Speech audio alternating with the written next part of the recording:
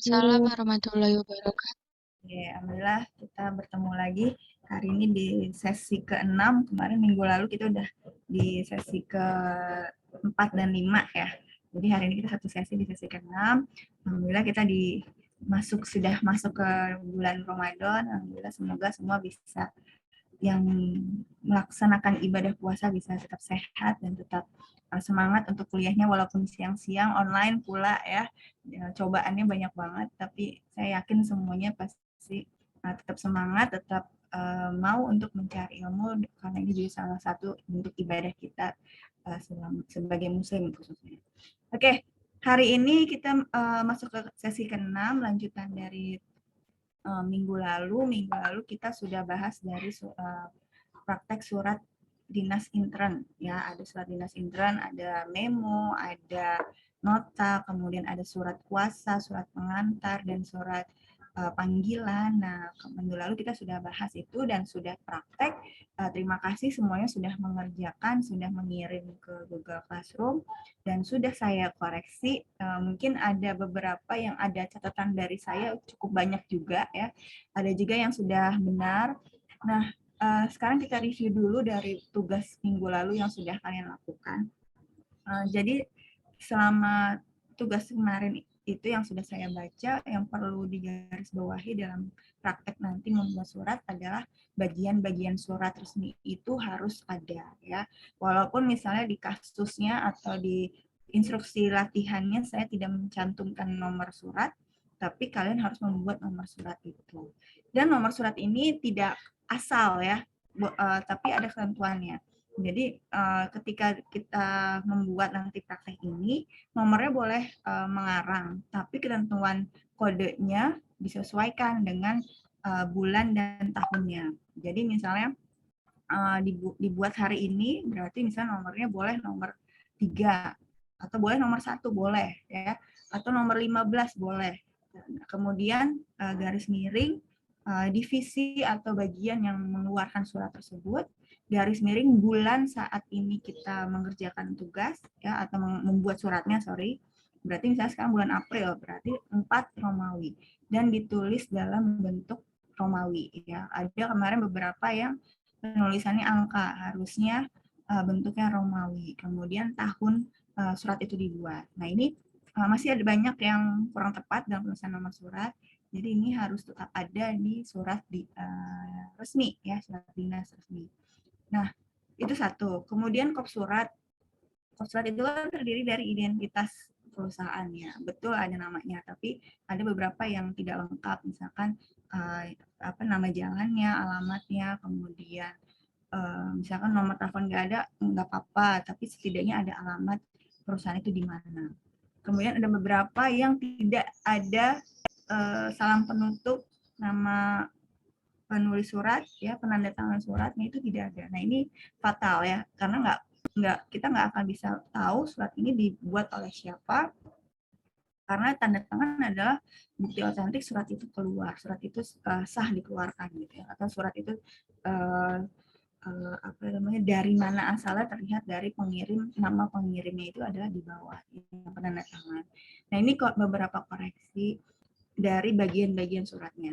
Koreksi kedua adalah tata bahasa. Nah, ini ada beberapa teman-teman kalian yang membuat tata bahasanya ini masih belum sempurna sesuai dengan ejaan bahasa Indonesia. Jadi kalimatnya kalimat yang tidak utuh gitu ya, tidak jelas gitu. Diulang, kemudian ada pengulangan, kemudian belum selesai tapi sudah titik. Nah, ini perlu diperhatikan dalam penulisan surat ya, ketentuan dari bahasa Indonesianya itu harus sesuai dan benar.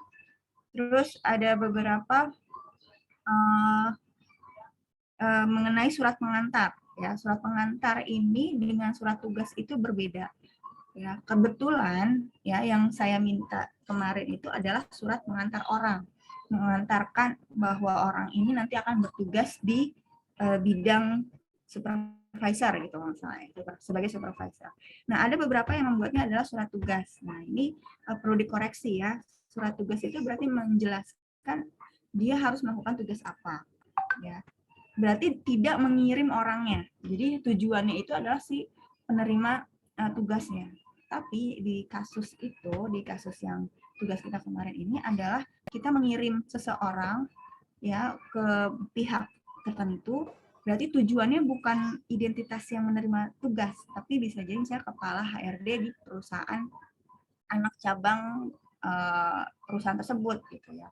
Misalnya saya sebagai kepala cabang A, Nurul, mengirim orang tersebut, misalnya Wilda, mengirim Wilda ke perusahaan B, mengeluarkan surat pengantar orang. Berarti tujuan surat pengantar orang saya adalah perusahaan B, misalnya si Bapak X. Nah, jadi tujuannya ke Bapak X. Di dalamnya ada identitas Wilda sebagai orang nanti yang bekerja sebagai supervisornya gitu. Jadi ini dua hal yang berbeda, surat pengantar orang dengan surat tugas ya. Jadi harus diperhatikan, dibaca lagi materinya biar lebih jelas. Oke. Nah, itu koreksi dari tugas kalian, tugasnya minggu lalu ya yang sudah dibuat. Yang menjadi garis besarnya adalah tadi bagian-bagian suratnya harus lengkap, kemudian juga tata bahasa dan sedikit koreksi dari surat pengantar orang tersebut berbeda dengan surat tugas. Sampai sini saat review ini ada pertanyaan atau ada yang mau memberikan komplain, enggak Bu harusnya benar atau gimana? Sebelum kita lanjut ke bentuk surat yang lainnya, apa ada yang ingin ditanyakan mengenai tugas sebelumnya? Ada? Tidak, Miss. Tidak ada, Miss. Tidak ada, oke. Baik, bisa dipahami ya kalau gitu. Oke, sekarang kita lanjutkan ke sesi ke-6. Nah, kemarin sudah ada surat pengantar, surat panggilan, ya, surat kuasa. Nah, hari ini kita bahas dua surat yang mungkin akan sering ditemukan di perusahaan. Salah satu di internal, masih untuk internal. Nah, ini surat yang pertama adalah surat keputusan, yang kedua yaitu surat instruksi. Ya, dari dua surat ini berarti biasanya dikeluarkan oleh pimpinan, ya. Surat keputusan, kita bahas yang pertama dari surat keputusan. Nah, surat keputusan adalah surat yang berisi mengenai kebijakan atau polisi. Ya, polisi dari pimpinan tertinggi suatu organisasi. Jadi ini surat yang dikeluarkan oleh pimpinan. Jadi tidak mungkin dikeluarkan oleh staff, oleh manajer, supervisor, tidak. Jadi dikeluarkan oleh pimpinan tertinggi suatu perusahaan. Kalau di perusahaan swasta biasanya misalnya direkturnya, CEO-nya gitu ya, atau direktur utama. Kalau perguruan tinggi kampus biasanya rektor atau direktur kalau politeknik ya, atau kalau owner kalau misalkan perusahaannya masih dalam bentuk CV atau belum PT gitu ya. Dan intinya dia adalah pimpinan tertinggi di suatu organisasi tersebut ya. Nah, dengan adanya surat keputusan ini, maka setiap anggotanya wajib mengikuti. Ya, kayak misalkan ada surat keputusan tentang biaya kuliah misalnya ya. Biaya kuliahnya semester ini sebesar 10 juta. Nah, maka siapapun dia yang nanti ketika kuliah sebagai mahasiswa itu harus membayar sebesar 10 juta rupiah. Atau surat keputusan tentang libur Ramadan nanti. Nah, maka atau jam kerja tentang selama bulan puasa, kan biasanya perusahaan mengeluarkan surat keputusan atau surat ketentuan ya, keputusan ini berisi tentang jadwal jam kerjanya seperti apa. Itu bisa dibuat dalam surat keputusan. Nah, surat keputusan ini juga bisa dicabut ya oleh surat keputusan berikutnya. Jadi selama surat keputusan ini berjalan keluar gitu ya, disahkan, ditandatangan, kemudian didistribusikan, maka surat keputusan sebelumnya bisa hilang, bisa cabut ketika sudah ada muncul surat keputusan yang baru. Misalnya membuka cabang perusahaan, itu juga membuat kita bisa mengeluarkan surat keputusan. Atau membuat produk terbaru, gitu ya, surat keputusan untuk mendirikan cabang baru, misalnya. Ini dibentuknya dalam surat keputusan. Nah, dalam surat keputusan ini ya ada hal-hal yang harus diperhatikan dalam membuat surat keputusan ya. Ada considerance. Considerance itu bagian ya, bagian dan dari surat keputusan yang berisi hal-hal yang menjadi pertimbangan dalam membuat surat keputusan. Jadi kalau kalian pernah baca seperti undang-undang gitu ya, menimbang, mengingat, membaca, mendengar, memperhatikan, ini adalah kata-kata considerance atau kata-kata yang berisi menjadi alasan apa keputusan ini harus dibuat, surat keputusan ini harus dikeluarkan. Yang pentingnya itu harus segera dikeluarkan surat ini. Karena apa? Misalnya menimbang dan mengingat ini adalah kata-kata yang sering digunakan ya. Misalnya mengingat pesatnya permintaan pasar, maka harus dibuka cabang baru misalnya. Maka itu adalah kalimat considerance-nya ya. Membaca peraturan pemerintah misalnya. Maka diputuskan bahwa PT ini akan melaksanakan apa gitu. Jadi ini adalah alasan, considerance alasan atau hal-hal yang akhirnya surat keputusan itu harus dibuat, harus dikeluarkan. Nah, surat keputusan ini yang pertama itu, yang kedua, ini harusnya kedua ya. Yang kedua adalah ada diktum. Diktum itu berarti bagian-bagian dari surat keputusannya, ya. Jadi pertama, kedua gitu bagiannya, ya. Ketiga, keempat, kelima dan seterusnya sesuai dengan urutan-urutan dari hasil keputusan tersebut. Nah, di surat keputusan ini ada pembagiannya, ya. Ada surat keputusan utama, di sini berarti surat keputusan yang utuh, asli, bukan petikan atau salinan. Kemudian ada petikan surat keputusan, berarti di sini adalah surat keputusan yang diambil dari sebagian surat keputusan utama. Tujuannya untuk penyingkatan surat keputusan utama. Karena mungkin di surat keputusan pertamanya itu terlalu panjang, ya, maka hanya diambil bagian surat tertentu yang keperluannya ini akan digunakan dalam unit tertentu saja, ya, keperluannya yang digunakan divisi tertentu aja. Misalnya tentang pelaksanaan protokol kesehatan, pasti surat keputusannya itu akan banyak panjang. Nah, kemudian perusahaan mengambil bagian dari surat keputusan bagian tentang misalkan perusahaan yang bergerak di bidang konstruksi. Nah, berarti sama COVID itu kemarin pelaksanaan prokesnya seperti apa? Nah, itu bisa diambil sebagian dari surat keputusan itu. Kemudian ada juga dari yang ketiga yaitu salinan surat keputusan. Nah, ini biasanya kalau kalian lihat surat keputusan yang dari pemerintah itu ya, di belakang lembar suratnya ada watermark berupa tulisan salinan gitu, atau fotokopi atau apa namanya yang lebih sering sih salinan ya. Gitu. Dan di bawahnya biasanya ditulis lagi disalin sesuai dengan aslinya oleh siapa, staf apa. Gitu. Nah, ini adalah surat keputusan. Ya. Mungkin kalian sudah pernah melihat bentuk surat keputusan atau pernah membaca, ya pasti sudah ini sering melihat ya. Berarti dia bentuk surat resmi, tetap harus ada kop suratnya dan ada nomor suratnya, ya. Namanya surat keputusan itu pasti ada nomornya. Surat keputusan nomor sekian sekian sekian, gitu ya. Tentang apa? Nah, ini adalah garis besar dari keputusannya. Misalnya surat keputusan pengangkatan karyawan baru, berarti di sini tentang pengangkatan karyawan baru. Menimbang, tadi menimbang berarti considerance, alasannya tentang apa?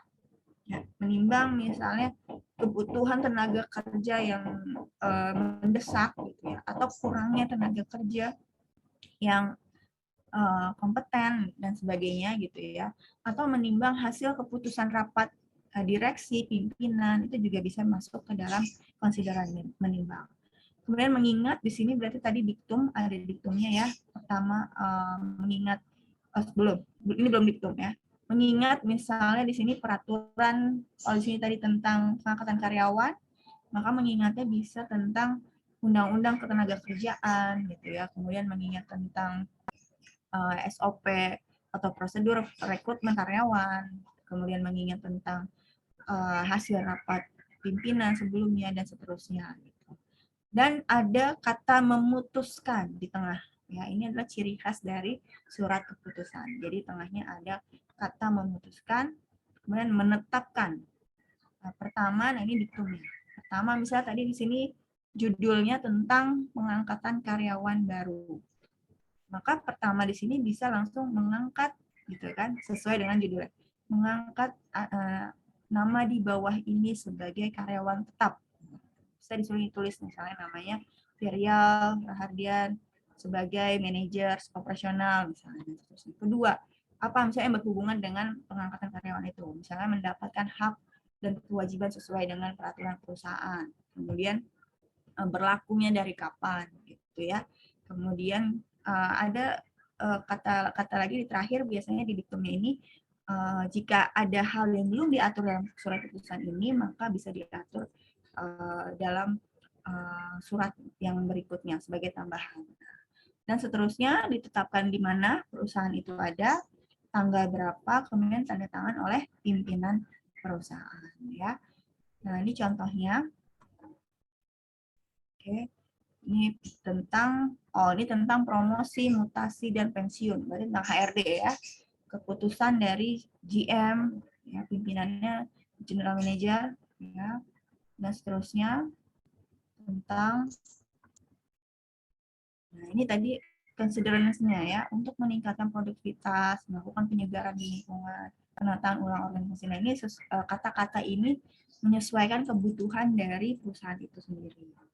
Mengingat di sini adalah setelah menimbang ini pasti kan ada diskusi dulu tadi ya, diskusi atau hasil sebuah kegiatan untuk menentukan promosi, mutasi, dan pensiun. Maka ada hasil rapat umum, hasil rapat komisaris misalnya dan seterusnya, maka baru diputuskan apa. Misalkan di sini contohnya memindahkan, ya kan mutasi pemindahan, kemudian mengangkat, promosi itu tentang mengangkat pengangkatan gitu ya, kemudian dipensiunkan, siapa yang dipensiunkan dan seterusnya, dan berlaku sampai kapan gitu, terus tentang tugasnya dan seterusnya ya. Nah ini contoh surat keputusan. Sampai sini bisa dipahami? Pernah membuat surat keputusan atau mendapatkan surat keputusan?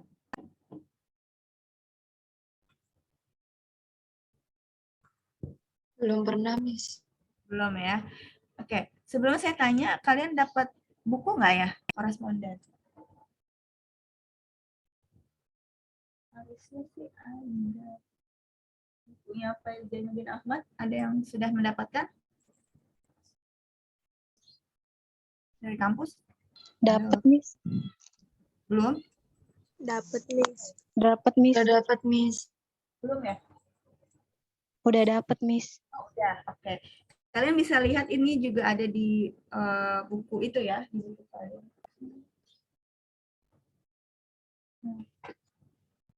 Ini yang kayak gini nggak? Ini ya? Bukan, Miss.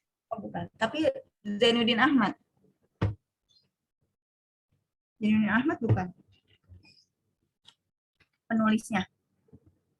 Iya, Miss. Nama ya, berarti sama ya. Tinggal kalian lihat di situ nanti ada contoh-contoh suratnya. Oke. Nah, kembali lagi tadi di surat keputusan ini ada pertanyaan? Nggak ada. Oke, baik. Nah, selanjutnya setelah surat keputusan ini dikeluarkan, maka sudah ditetapkan kan ya. Berarti nanti pihak bawahannya semuanya ada langsung mengikuti kegiatannya ya, hasil dari keputusan tersebut. Nah, maka nanti pihak HRD-nya mulai nih membuat instruksi-instruksi lanjutan dari surat keputusan ini. Makanya kenapa surat keputusan ini berdampingan dengan surat instruksi. Ya, jadi dari hasil keputusan ini maka ada tindak lanjutnya. Ada tindak lanjut oleh bawahan untuk melaksanakan sesuatu berdasarkan keputusan. Maka ada namanya surat instruksi. Ya. Nah, surat instruksi ini berarti perintah dari atasan ke bawahan. Tidak bisa instruksi ini dibuat dari bawahan ke atasan. Ya, atau juga disebut sering juga surat perintah. Ya. Jadi hampir mirip dengan surat tugas, tapi yang membedakannya yaitu pada surat instruksi harus ada dasar statuta. Statuta itu peraturan, standar peraturan dan tata tertib yang diberikan. Contohnya ya tadi ada surat keputusannya, ya. Misalnya tadi di sini surat keputusannya memindahkan saudara Tejo Kumolo dari kepala bagian maintenance menjadi kepala bagian produksi. Nah, maka nanti surat instruksinya mencantumkan statutanya berdasarkan surat keterangan ini. Oh, dari surat keputusan itu, maka diinstruksikan bahwa Tejo harus segera melakukan persiapan berpindah gitu ya ke bagian apa tadi yang diminta dipindahkan. Nah, surat instruksi ini mempunyai kedudukan yang lebih rendah daripada surat keputusan. Ya, jadi dia turunannya dari surat keputusan. Jadi harus ada surat keputusan dulu, baru keluar surat instruksi. Nah, karena surat keputusan dapat merubah status orang atau barang, tapi surat instruksi hanya memerintahkan pegawai melakukan suatu kegiatan. Jadi kalau surat keputusan tadi misalnya merubah yang magang menjadi karyawan tetap, gitu ya. Tapi kalau di instruksi hanya untuk memberikan melakukan sesuatu. Ya, oke, kamu sudah diputuskan menjadi karyawan tetap. Maka sekarang instruksinya pertama, kamu harus segera pindah ruangan, misalnya pertama. Setelah pindah ruangan, melakukan laporan, memberikan laporan pekerjaan yang sebelumnya, gitu ya, ke pegawai yang menggantikannya, gitu ya. Membuat laporan dulu, kemudian membuat rencana kerja sesuai dengan posisi yang barunya, misalnya seperti itu. Nah, itu adalah surat instruksi. Jadi surat instruksi ini melakukan suatu kegiatan ya, berdasarkan dari surat keputusan. Ada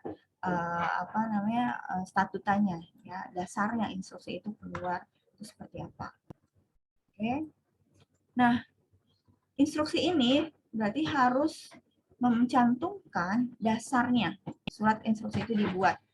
Ya, bisa dari tadi surat keputusan, ya, peraturan, SOP atau statuta gitu ya, dan pertimbangan pembuatan surat instruksi kerja tersebut.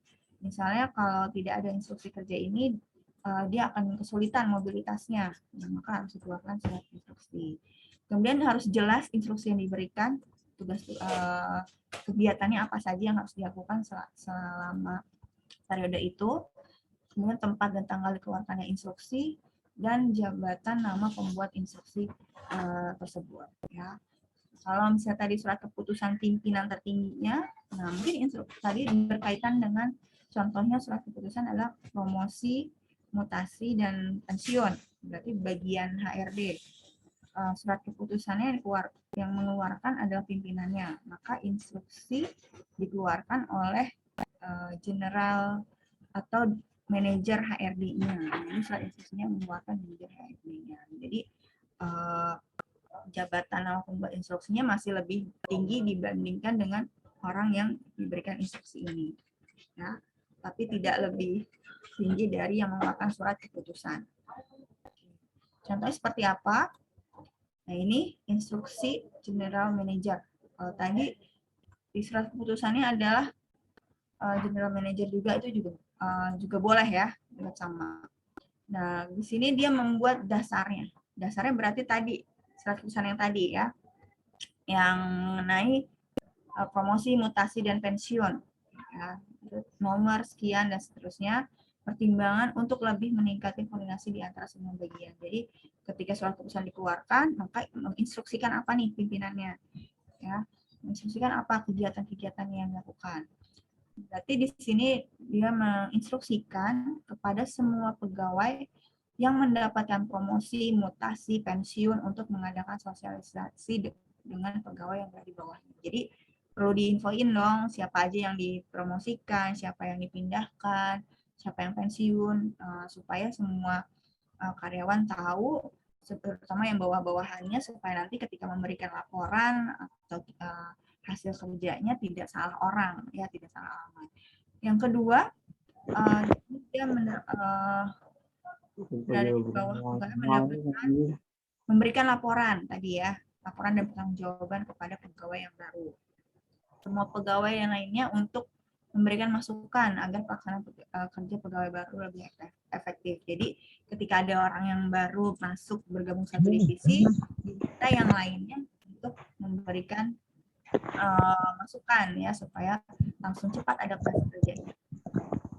Kemudian kita untuk penumpang melaksanakan keluarkan di Jakarta, tanggal, kemudian GM dan nama jelas dari pimpinan perusahaan.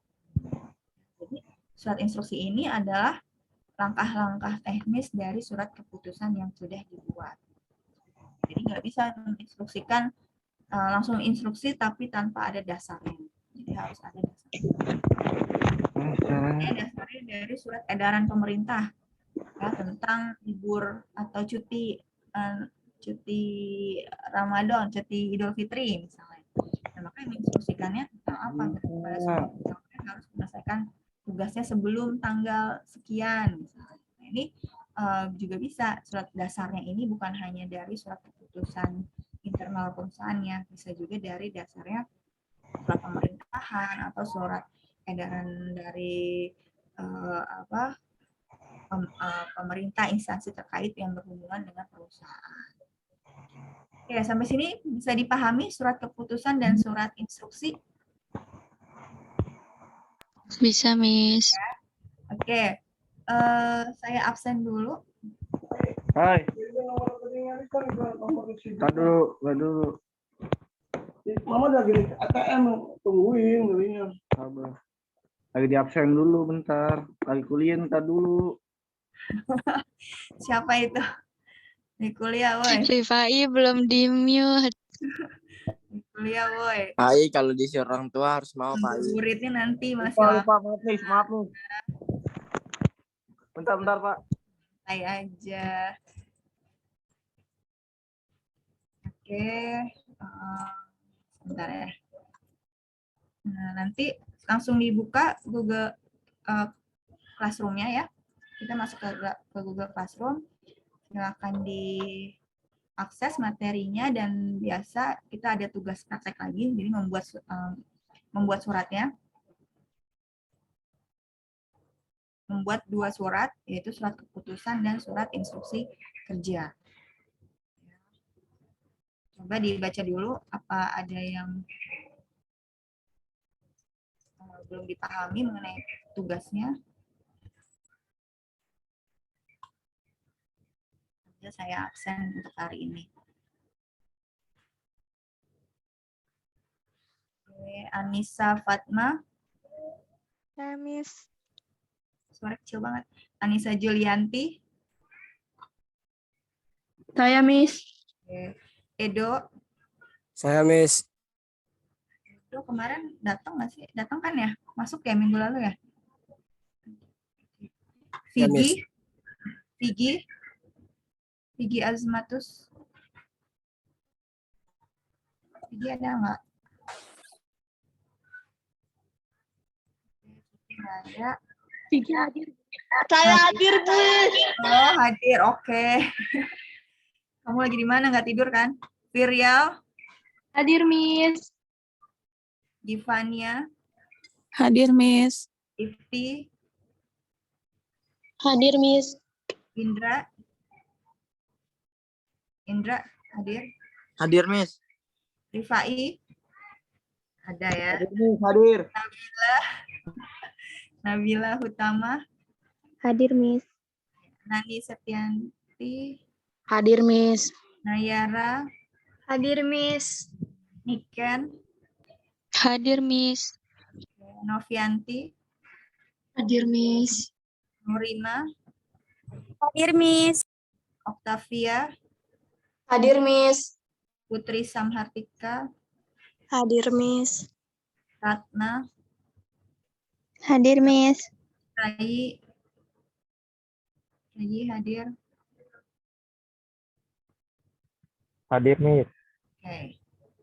Kemudian Resti. Hadir, Miss. Rifki. Rifki mana nih?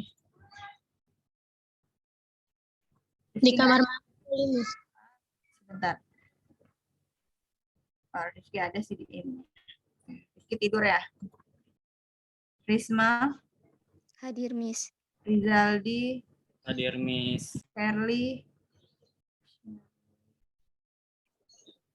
Hadir, Miss. Oke. Cynthia.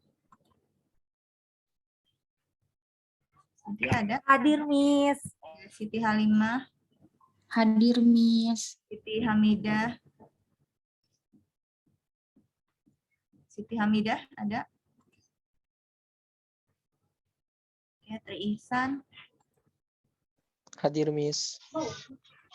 Wilda, Hadir, Miss. Yonatan, Hadir, ya, Zidan. Hadir, Miss. Oke.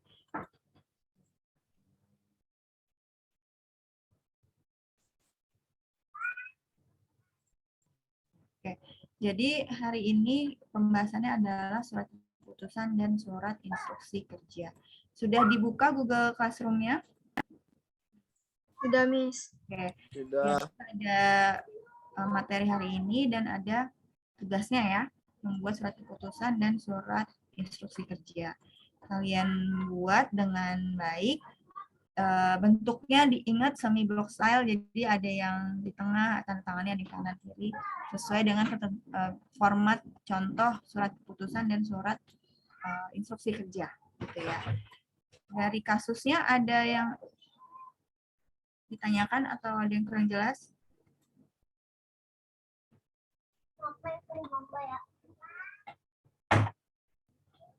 Saya jadi tentang RUPS dapat